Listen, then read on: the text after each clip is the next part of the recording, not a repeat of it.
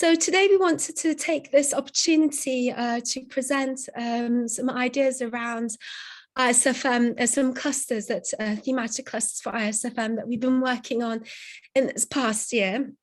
I'm here speaking on behalf of the other innovation program officers, Inanc and Mary Setrana, who can't be here right now. And my name is Esra Kayatz. So we came up with this idea of clusters in response to some of the feedback that we've been receiving about ensuring continuity of conversation among IASFM members between the conferences. So as you'll know, Veronica's here too, she can speak to this, but we did a survey at the end of the last conference, IASFM 18, to understand really what people wanted out of IASFM. And one of the comments we've received is that people want IASFM to be much more than an organization of just of conferences, that there's a big desire for people to remain in touch and work together in between conferences and use the conference as an opportunity to convene. So far, the working groups have really been fulfilling this function in IASFM. However, it seems that, we sort of speaking to some people who've been involved in working groups as well. It seems that working groups haven't, it's been on often, let's say, they haven't been able to continue working for a long time. So they don't remain active for long periods of time between conferences.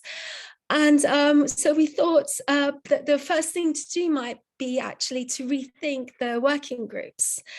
So just to say, though, working groups will remain, if you're interested in setting up a working group, we're not taking these away. But we also thought we could put an alternative structure in place. So we thought that perhaps one of the important things to do is to make sure that that these clusters, as we've described them, would have a bit more support than the working groups have at the moment. So, for example, they would have a website or web pages under the IASFM webpage, and they would be in communication with the ExCom, the next program innovation officers, much more closely. That we would think of the clusters as having a broader thematic scope. I think one of the connotations of a working group is that working groups are, focused on, in a particular goal, and then once this goal is achieved or this theme has been explored, that they dissolve.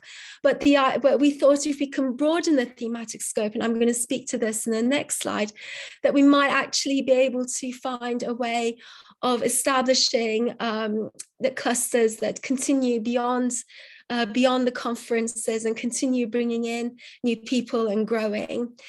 We also thought about bringing in more flexibility to the structure and activities that are required compared to the working group. So the idea with the clusters at the moment is that you would propose a structure if you were interested in leading or structuring a cluster that's really best suited to the type of cluster or group that you want to be and type of activities. And that importantly, that the people who propose, the IASFM members that propose the cluster don't necessarily have to be, for example, leading the cluster and so on. They can take different roles, or they can just be involved in setting it up, and other people can take on roles around leading the cluster and so on. And also we wanted to sort of allow for an application process, and again, room to think about how these clusters can expand and adapt to members' interests more organically. So we thought that perhaps it's at points that members might have coalesced around some ideas and some issues that were quite pertinent at the time, but perhaps their interests shifted, or also the nature of the issues also might have changed. And this has meant that perhaps the working groups weren't able to sort of sustain themselves. So we thought of thinking about expanding, basically allowing for structure and grouping that would be expansive and would adapt and change. So we have so far sought feedback from the XCOM, and this is our first opportunity really for seeking feedback from the IASFM members. So it's really important to us not to impose too rigid a structure. It really has to be something that IASFM members can really work with and make something that's interesting to them, or interesting to us since I'm an IASFM member as well, but something that's very useful and something that people have the energy and time to really put effort into, so it continues for a longer period of time. So, for example, some of the thematic scope we thought is, so far we can see that mainly the working groups are focused around research themes. And, we think this is a great idea. But we could also do, for example, think of groups that might represent certain IASFM members. For example, it could be, early career scholars, or, I don't know, legal practitioners or scholars from the South and so on. We also thought it might be interesting people might have an interest in convening around certain regional groups or countries or nationalities. So then these already move beyond the scope of, I think, the working groups, but also hopefully sort of offer the opportunity for creating somewhat broader networks under which you might have, for example, working groups, or under which you might have certain sort of sub-networks and subgroups and so on. As I mentioned, one of the sources of support we are seeking to provide is actually to ensure that the clusters have a web page under the IASFM web page. And so far we've thought of this structure, and this might also give you an idea also what clusters could look like in reality. So we would have a sub-page with the overview, which lays out mission, contents, and so on. Then something about the membership. So we're saying that anybody who's a member of IASFM can join. And also people who aren't members of IASFM could join as well, so long as by the time the next conference arrives, that they have become members. You could have a page where you list activities. And this could be, for example, activities that are specific, not just in terms of events. These could be activities that are specific to members. For example, I've been part of networks that have had like reading groups and so on, or, you might have member meetings, and you might want to keep this like restricted to the membership. And also activities would change. For example, if you're having an art-based group, the activities you might carry out will be maybe something quite different to if you're more focusing on a maybe traditional research themed base cluster. And then this would also be an opportunity for the cluster to advertise events. And, we would expect that there would be some events that are hosted by the cluster, and that the cluster would have a presence again in the next IASFM conference. But there might also be other events that the cluster organizes or might want to signpost to for events organized by other universities or research groups and so on that might be relevant for the clusters themselves.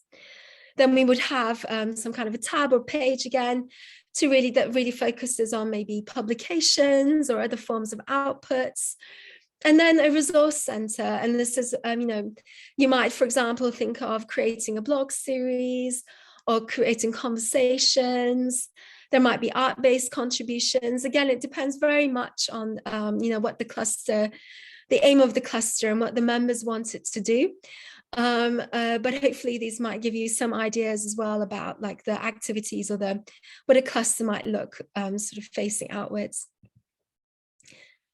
And just again, reiterate that the membership, any member of the IASFM can join and lead a cluster. We expect that 5 members would propose a cluster. These members don't need to lead the cluster. However, they can, arrange for, organize the cluster in a way that other people take this responsibility, but that everybody who's joined the cluster would eventually become members.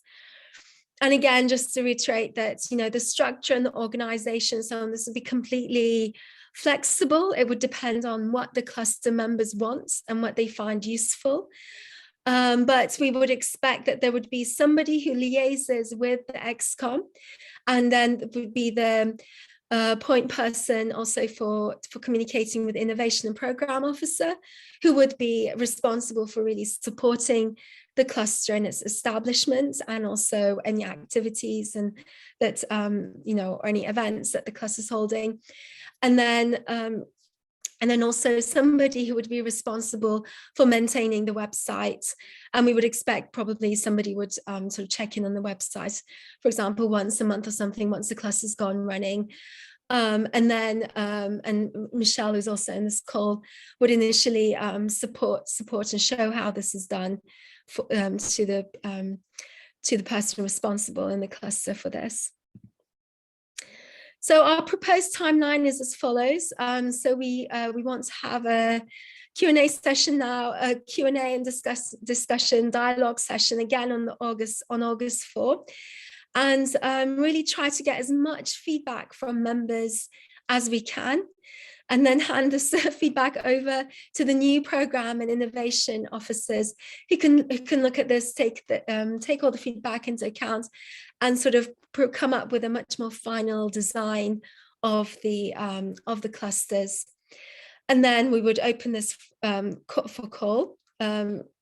At the moment, we think it would be, we would be able to support a maximum of 4 clusters for this first round, assuming obviously that it's the first time everybody doing it, and might be some hiccups, a bit of a learning process for everybody. But we would open it for call for applications September. The shortlisting would happen in October, and then the ExCom would announce the clusters in November. And this would give a good year and a half until the next conference, hopefully, for the clusters to sort of get up and running and prepare also for the following conference.